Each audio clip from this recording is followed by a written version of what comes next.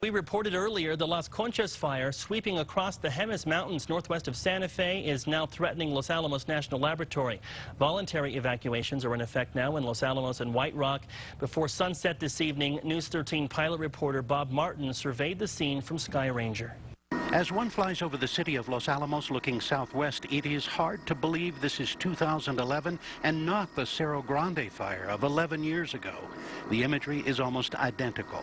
As flames and smoke race over the mountains southwest of the National Laboratory, firefighters even report the ignition of the regrowth areas of the old Cerro Grande.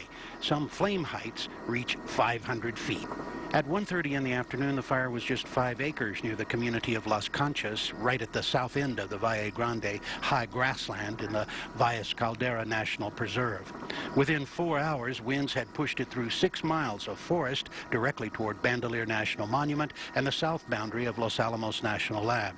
Winds of 40 to 50 miles per hour in canyons prevented air tankers from attacking for most of the afternoon. Firefighters on the ground struggled to protect structures and help get area residents out of the path of the flames. The fire entered and crossed Frijoles Canyon, home of Bandelier National Monument, which had already been evacuated.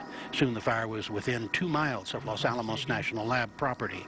Numerous homes and cabins in the southern Jemez Mountains are also threatened. The smoke from this fire actually inundated the area of the Pacheco fire near Santa Fe, reducing visibility there. Officials have urged residents with respiratory ailments in the Los Alamos, White Rock areas to consider voluntary evacuations because of the smoky air. Bob Martin in Sky Ranger near Los Alamos. Those images are so scary.